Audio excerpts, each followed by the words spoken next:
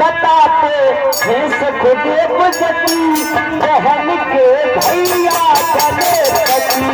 बताते हैं सुखदेव जति बहन के भैया बने पति।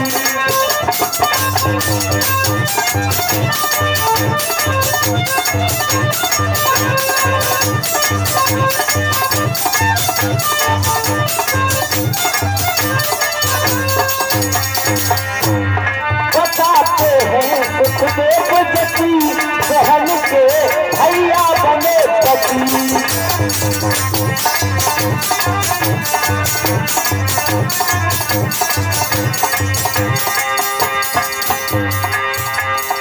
ब्रह्मापुत्र हुए करदम ऋषि। करदम ऋषि ब्रह्मा के पुत्र थे, जिन्हें देवहूति ब्याही थी।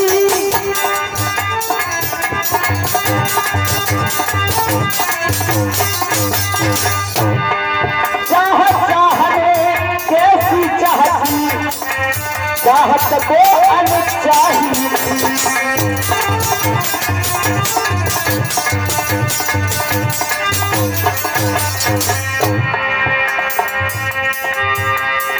मनु और शत्रुता देखो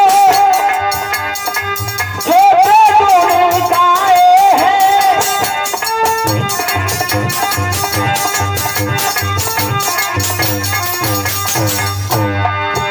अरे बहन और भाई के विधना में कैसे जोड़ मिलाए हैं ये, कैसे जोड़।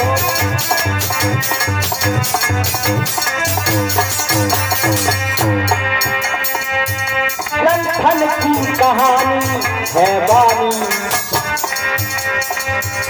ये बड़ी हैरान करने वाली कथा है। ग्रंथन की कहानी है वाणी और नारायण रोए है रानी।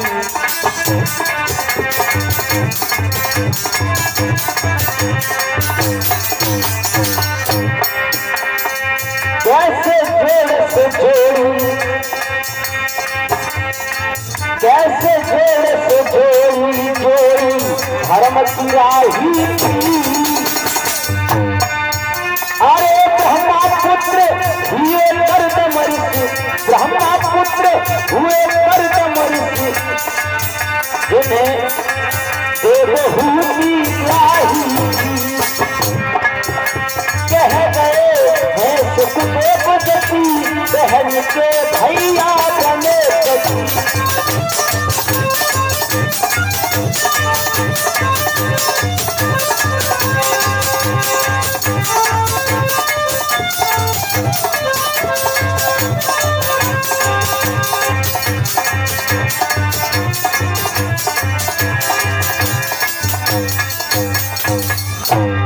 बोलिए सतगुरुदेव भगवान की। जयकारों पे लगाई दो करो।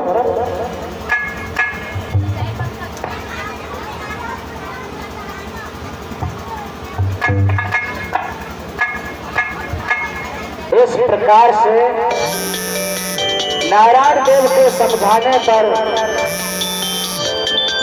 देवहूति करदम ऋषि को ब्याही गई और शत्रुता मनु को ब्याही गई। इन्हीं वंश में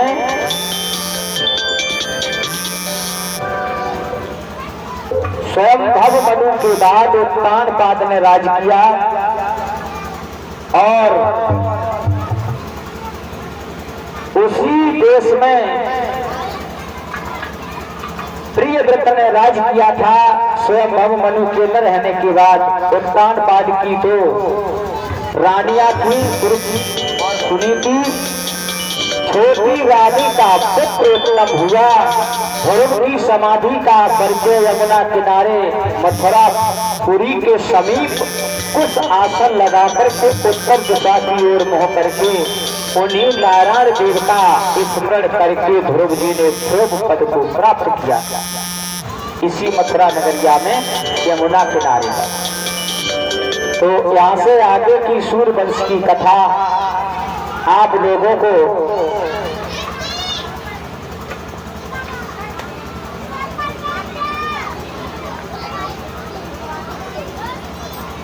ध्रुव चरित्र की कथा कल सुनने को मिलेगी। और आज आपको इसी सूर्यवंश में लेकर के चलते हैं। तो एक देवी हुई थी जिसका नाम था अनुसुईया। अनुसुईया देवी जी की कुटिया पर हर समय सत्संग चलता रहता है। बड़े बड़े ऋषि महात्मा आते जाते रहते हैं। यहाँ पर साधारण महात्मा ही नहीं, दिव्य रूप में बड़े बड़े देवता भी आकर के सत्संग को सुनते हैं। जैसे कि आपके गांव में कथा चल रही है, इस स्थान पर जो यज्ञ होता है, आहुतियां चढ़ाई जाती हैं, इससे पहले देवताओं को आमंत्रित किया जाता है। अभिमंत्रित मंत्रों के द्वारा सभी देवताओं को चौकियों पर स्थान दिया जाता है। अपना अपना भाग खाने के लिए आते हैं, अपने अपने स्थान पर विराजमान होते हैं और कथा के समय पर फिर उनको बुलाया जाता है। तो सभी देवता वो दिव्य रूप में हैं, यानी निराकार रूप में है। हमें और आपको कोई दिखाई नहीं देता।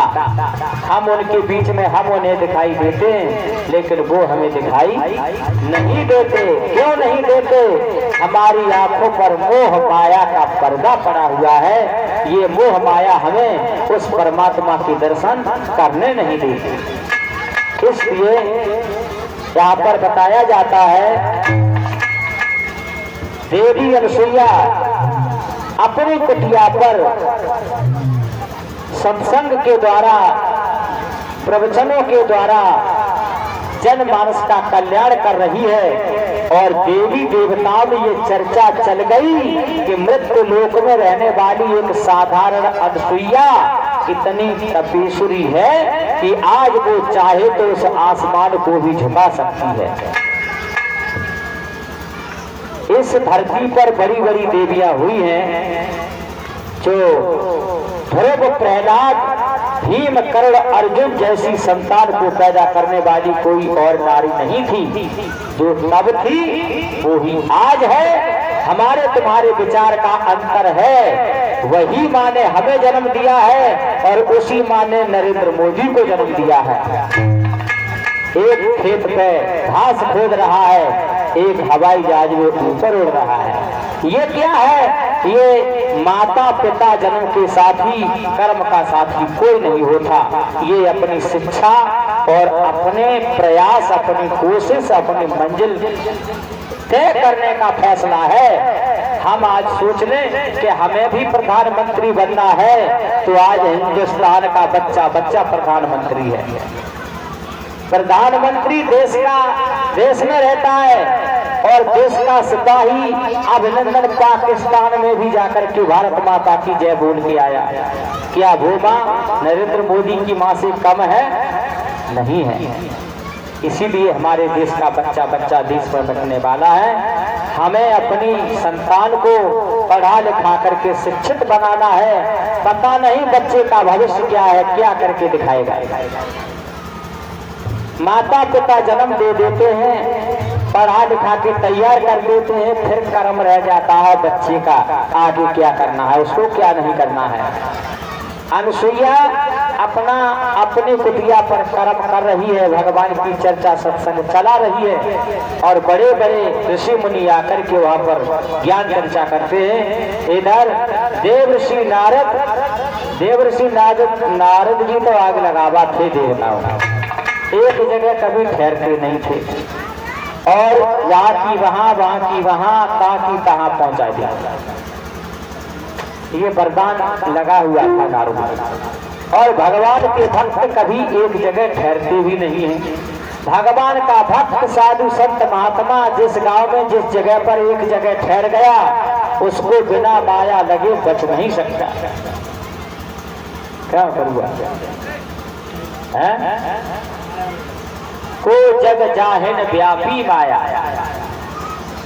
इस माया से बचने के लिए हमेशा भ्रमण करते रहिए। भ्रमण ये नहीं है कि अपना गांव देश छोड़ के चले जाओ, कभी एक जगह नहीं ठहरना चाहिए। अपने खेत पे, मकान पे, दुकान पे, हर रोजगार में जो भी काम है करते रहो और चलते फिरते अपने जाप में लगे रहो। बैठ के कबो भजन मत करो। धूप बत्ती अगरबत्ती की भगवान को काल की जरूरत ना है। ये एक प्रतीक चिन्ह है, ये निशानियां हैं कि अगरबत्ती क्यों लगाई जाती है। तो दिमाग में ये झटका लगे कि भगवान के लिए लगाई जाती है, भगवान प्रसन्न हो जाते हैं। तो भगवान का ध्यान आया, भगवान का नाम आया। ये झंडी क्यों गाड़ी गई है, यज्ञ में लगाई गई है, ये भगवान का झंडा है, भगवान की झंडी है। भगवान के दरबार में सभी का झंडा, देश का झंडा ऊंचा रहे, है ना। और तमाम तिलक क्यों लगाया जाता है, ये हमारे भगवान राम का तिलक है। इस तिलक से चंदन लेप जो किया जाता है, मन बुद्धि पवित्र रहे, मस्तिष्क हमारा ठंडा बना रहे। और गर्म चीज खाओ मत, लहसुन प्याज का माइंड गर्म रहेगा क्यों है। अपना खान पान रहन सहन सही बनाइए तो कुछ नहीं बिगड़ने का। अब एक गीत याद आता है, सुनिए बेटा।